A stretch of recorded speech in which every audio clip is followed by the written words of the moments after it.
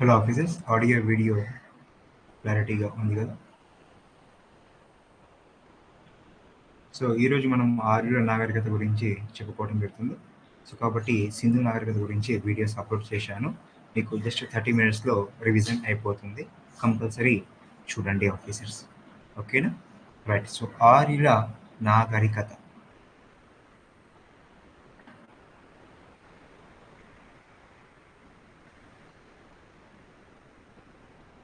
So Arya నాగరికతకు సంబంధించి మనము తొలివేద నాగరికత మరియు మలివేద నాగరికత గురించి చెప్పుకుంటున్నాం ఆఫీసర్స్. ఓకే, సో వీరికి సంబంధించి పాయింట్స్ క్విక్ రివిజన్ చేద్దాం. సో చూడండి, ఆర్యుల కాలం అంటే తొలి ఆర్యుల మళ్ళీ ఆర్యుల కాలం క్రీస్తుపూర్వం 1500 నుంచి 600 సంవత్సరం వరకు. ఓకే, సో తొలి ఆర్యులు వచ్చేసి క్రీస్తు పూర్వం, క్రీస్తు శకం చెప్పి ఉంటే, లేదా సాధారణ శక పూర్వం అని కూడా చెప్పుకోవచ్చు. 1500 నుంచి 1000 వరకు. మరి ఆర్యుల కాలం క్రీస్తు పూర్వం 1000 నుంచి 600 వరకు అని చెప్పుకోవచ్చు. సో వీరి యొక్క నివాసం మొదటగా సింధు నది, ఆ తర్వాత గంగా నది పరివాహక ప్రాంతాలు. తొలివేద కాలంలో వీళ్ళు సింధు నది ప్రాంతంలోనే జీవించారు. ఆ తర్వాత మలివేద కాలంలో గంగా నది ప్రాంతానికి రావడం జరిగింది. మరి వీళ్ళ చరిత్రకు ఆధారాలు ఏమిటంటే వైదిక వాంగ్మయం, వైదిక సాహిత్యం ఏదైతే ఉన్నాయో అవన్నీ కూడా. మరి వీరి యొక్క ప్రభుత్వ స్వరూపం ఎలా ఉంది అంటే రాజరికం. అంటే రాజు మరణిస్తే రాజు యొక్క కుమారుడు వంశపారంపర్యంగా సింహాసనానికి రావడం అనేది జరుగుతుంది. మరి వీరి కాలంలో సమాజం ఇలా వర్ణాలుగా విభజించబడి ఉందని చెప్పుకోవచ్చు. మరి వీరి కాలం నాటి మతం ప్రకృతి శక్తులు అని చెప్పుకోవచ్చు. ఆరాధన యజ్ఞ యాగాల ద్వారా ఆరాధించేవారు. మరి వీరి యొక్క భాష సంస్కృతం. మరి వీరి యొక్క ఆర్థిక వ్యవస్థ గ్రామీణ వ్యవస్థ. సింధు నాగరికత యొక్క ఆర్థిక వ్యవస్థ ఏమో పట్టణ వ్యవస్థ. ప్రధాన వృత్తి పశుపోషణ, వ్యవసాయం అని చెప్పుకోవచ్చు. సో ఆర్యులు, సో తొలివేద ఆర్యులు క్రీస్తుపూర్వం 1500 నుంచి 1000 వరకు, లేదా సాధారణ శక పూర్వం. మలివేద ఆర్యులు సాధారణ శక పూర్వం లేదా క్రీస్తుపూర్వం 1000 నుంచి 600 వరకు. ఆర్య అనే పదానికి అర్థం ఏమిటంటే శ్రేష్ఠుడు అని అర్థం. కాలక్రమంలో గౌరవనీయ అనేటటువంటి అర్థంలో వాడబడింది. ఆర్య అనే పదం ఒక జాతి సమూహాన్ని సూచించే పదంగా కూడా ఉపయోగిస్తున్నారు. ఆర్యులు క్రీస్తుపూర్వం 1700 సంవత్సరం ప్రారంభంలో ఖైబర్ మరియు బోలాన్ కనుమల గుండా భారతదేశంలోకి ప్రవేశించారు అని చెప్పుకోవచ్చు ఆఫీసర్స్. ఓకే, చూడండి, భారతదేశానికి ఉత్తరాన హిమాలయాలు, తూర్పున బంగాళాఖాతం, దక్షిణాన హిందూ మహాసముద్రం, పశ్చిమాన అరేబియా మహాసముద్రం బలమైనటువంటి సరిహద్దులు ఉన్నప్పటికీ కూడా కనుమల ద్వారా విదేశీ దండయాత్రలు కొనసాగాయి. విదేశీయులు రావడం కొనసాగిందని చెప్పుకోవచ్చు. సో ఆర్యులు ప్రాథమికంగా పశు పోషకులు అని చెప్పుకోవచ్చు. ఓకే, వీళ్ళు పచ్చిక బయళ్ళను అన్వేషిస్తూ పంజాబ్లో స్థిరపడటం జరిగింది. వీళ్ళు భారతదేశానికి వలస వచ్చారని తెలియజేస్తున్నటువంటి శాసనాలు కస్సెట్, మిఠానీ మరియు బోగజ్ కోయి శాసనాలు అని చెప్పుకోవచ్చు. అయితే వీరి జన్మస్థలంపై భిన్న అభిప్రాయాలు ఉన్నాయని చెప్పుకోవచ్చు. అయితే ఈ చర్చను ముందుగా ప్రారంభించింది సర్ విలియం జోన్స్ 1786లో అని చెప్పుకోవచ్చు. అయితే ఆర్యులు స్వదేశీయులు అనే వాదానికి ఆధారం ఏమిటంటే ఋగ్వేదంలోని భౌగోళిక విజ్ఞానం సప్త సింధు ప్రాంతానికి పరిమితం కావడం వలన. నెంబర్ 2, ఆర్యులు వారి దాసదస్యుల మధ్య వైరం కేవలం మతపరమైనది మాత్రమే, అంతే తప్ప ఇతర కారణాలు కాదు. సంస్కృతానికి ఇండో యూరోపియన్ భాషల మధ్య గల సంబంధం ఆర్యుల వలసను నిరూపించలేదు. కాబట్టి ఆర్య స్వదేశీయులు అని ఈ వాదాన్ని బలపరిచిన వారు A C Das, D S Trivedi, L D కాలం అని చెప్పుకోవచ్చు. ఆర్యులు విదేశీయులు అనే వాదానికి ఆధారం ఏమిటంటే హరప్పా శిథిలాలపైనే ఆర్య నాగరికత నిర్మించబడటం. ఇరాక్లోని కస్సెట్, మిఠానీ, బోగజ్ కోయి శాసనాలు వీళ్ళు విదేశీయులు అని చెబుతున్నాయి. వీళ్ళు శీతల ప్రాంతం వారు కాబట్టి అగ్నికి ప్రాధాన్యత ఇచ్చారని తిలక్ అభిప్రాయపడటం జరిగింది. The Arctic home of Vedas అనేటటువంటి గ్రంథం. ఆర్య అనేటటువంటి పదం జాతిని కాకుండా భాషను తెలుపుతుందని మ్యాక్స్ ముల్లర్ అభిప్రాయపడటం జరిగింది ఆఫీసర్స్. అదేవిధంగా యూరప్లో అధికంగా లభించినటువంటి బీకర్ ఆకారపు మట్టి పాత్రల ఆధారంగా సర్ లియోనార్డ్ పోలి ఆర్యులు ఉత్తర ఐరోపా వారు అని పేర్కొనటం జరిగింది.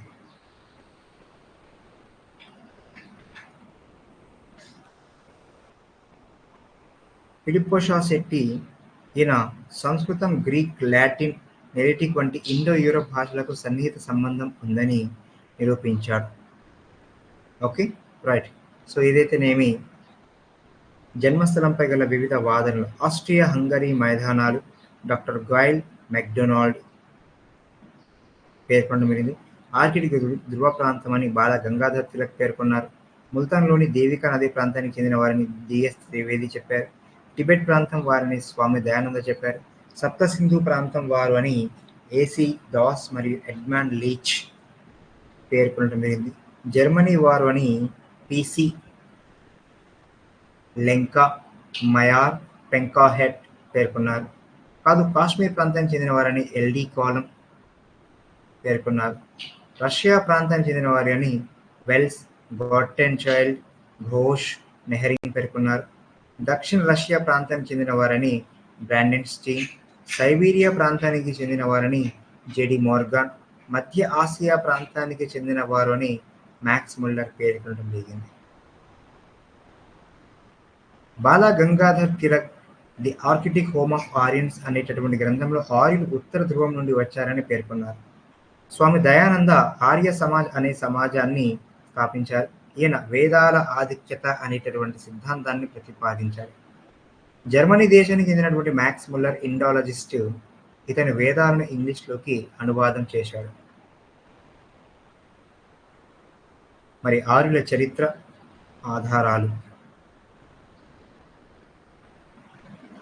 చూడండి.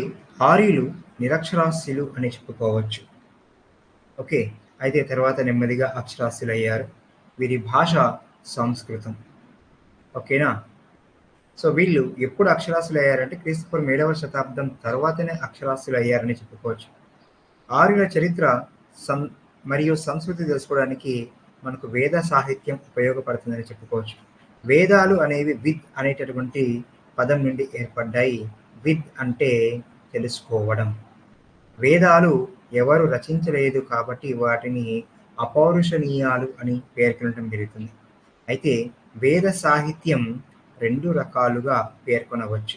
ఒకటి శృతి సాహిత్యం, ఇంకొకటి స్మృతి సాహిత్యం అని చెప్పుకోవచ్చు. శృతి సాహిత్యం వచ్చేసి మళ్ళీ 4 రకాలు: సంహితలు, బ్రహ్మణాలు, అరణ్యకాలు, ఉపనిషత్తులు. సంహితలు భగవంతుడిని కీర్తించడం ద్వారా మోక్షాన్ని సాధించడం సూచిస్తున్నాయి.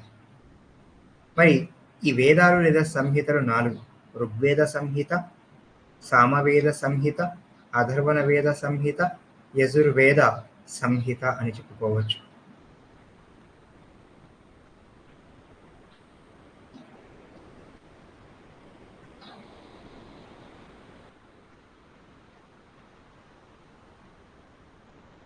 మరి ఋగ్వేద సంహితకు సంబంధించినటువంటి అంశాలు చూద్దాం.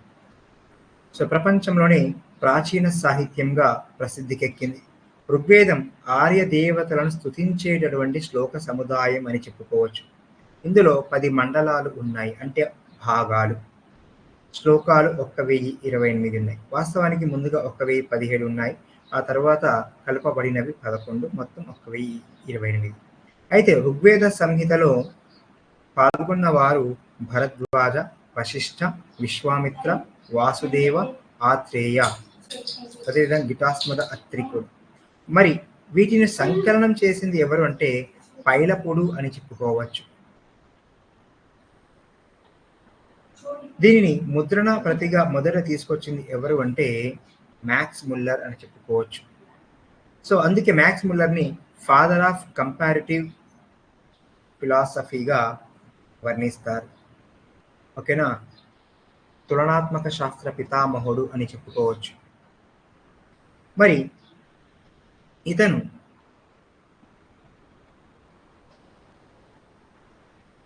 ఋగ్వేదం అనేది క్రీస్తు పూర్వం 1500 నుంచి 1000 మధ్య కాలానికి చెందిన సాహిత్యంగా భావించాడు మ్యాక్స్ ముల్లర్. మరి ఋగ్వేద రుక్కులు లేదా శ్లోకాలను పఠించే వారిని పౌత్రి అంటారు. మరి ఋగ్వేదంలో అత్యధిక సార్లు ఉపయోగించబడినటువంటి పదాలు ఏమిటంటే ఓం అనేటటువంటి పదం 1028 సార్లు. అంటే శ్లోకాలు ఎన్ని ఉన్నాయో అన్ని సార్ల ఎన్ని ఉన్నాయో అన్నీ కాదు, ఓం అనేది.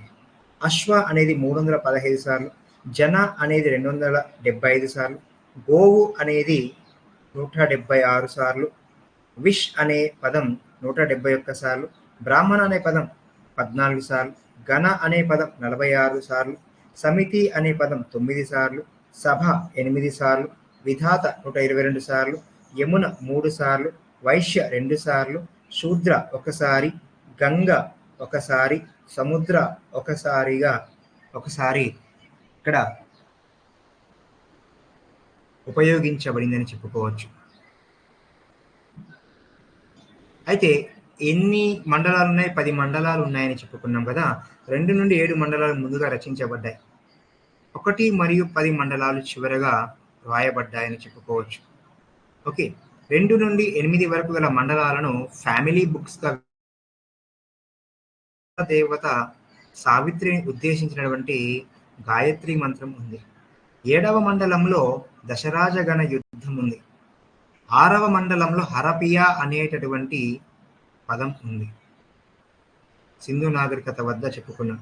9వ మండలంలో సోమదేవుని ప్రార్థన కలదు. సోమపానీయం గురించి ఈ మండలంలో ఉంది అని చెప్పుకోవచ్చు. 10వ మండలంలో విశ్వజననం వర్ణ వ్యవస్థను తెలిపేటటువంటి పురుష సూక్తం ఉంది అని చెప్పుకోవచ్చు.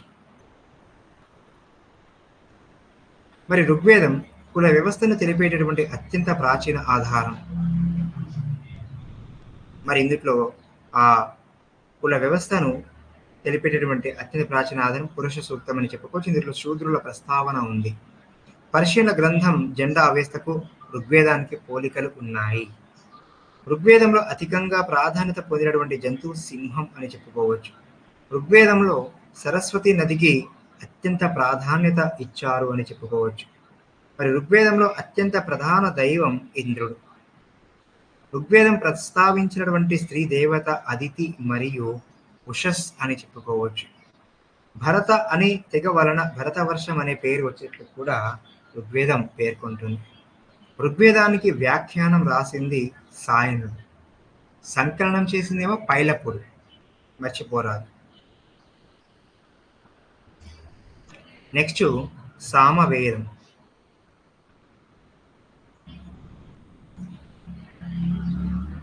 సామం అనగా మధురం అని చెప్పుకోవచ్చు. సామవేదంలో 1603 శ్లోకాలు ఉన్నాయి. ఇది చరిత్రకారులకు ఉపయోగపడని వేదంగా ప్రసిద్ధికెక్కింది. దీనిని సంకలనం చేసింది జైమిని అని చెప్పుకోవచ్చు. అయితే 75 శ్లోకాలు మినహా మిగిలినవి ఋగ్వేదంలోనివే అని చెప్పుకోవచ్చు. ఋగ్వేదం శ్లోకాలను రాగయుక్తంగా శ్రావ్యంగా ఆలపించడం గురించి ఇందులో ప్రధానంగా ప్రస్తావించారు. ఈ సామవేదం భారతీయ సంగీతానికి ఆధారం. ఓకేనా. మరి సంగీతానికి ప్రాచీన ఆధారం ప్రపంచంలో ప్రాచీన సంగీత గ్రంథం అయినటువంటి జెండా అవెస్త అని చెప్పుకోవచ్చు. సామవేదం పఠించే వారిని ఉద్గాత్రి లేదా ఉద్గాటర్ అని పిలుస్తారు.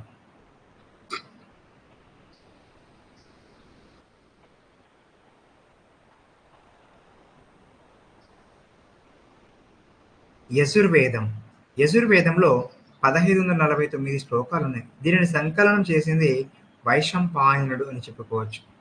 ఇది యజ్ఞ యాగాది క్రతువుల గురించి తెలుపుతుంది. యజ్ అనగా ఆరాధించడం లేదా పూజించడం. ఇది పద్య మరియు గద్య రూపాలలో ఉంది. దీనిలో 2 రకాలు ఉన్నాయి, శుక్ల యజుర్వేదం, కృష్ణ యజుర్వేదం. శుక్లపక్ష యజుర్వేదానికి వాజసనేయ సంహిత, కృష్ణ పక్ష యజుర్వేదానికి తైత్తరీయ సంహిత అనేటటువంటి పేరు ఉంది. యజుర్వేదం పఠించే వారిని అథర్వ అని పిలుస్తారు. అథర్వ అన్న పదానికి అర్థం ఏమిటి అంటే బలి ఇచ్చేవాడు అని అర్థం. అథర్వణ వేదం ఇందులో 711 శ్లోకాలు ఉన్నాయి, 20 మండలాలు ఉన్నాయి, అంటే 20 భాగాలు. దీనిని బ్రాహ్మణుడు అనేటటువంటి ఋషి రూపొందించాడు. అయితే దీనిని సంకలనం చేసింది సుమంతుడు. దీనికి బ్రహ్మవేదం అనేటటువంటి పేరు కూడా ఉంది. అథర్వణ వేదాన్ని పఠించే వారిని బ్రహ్మణ అని పిలుస్తారు. దీనిలో యోగ మంత్ర తంత్రాలతో ఇంద్రజాలిక శక్తులతో కూడినటువంటి వైద్య విధానం ఉంది. మరి అంతేకాకుండా ఈ అథర్వణ వేదం యోగ అభ్యాసాన్ని వివరిస్తోంది.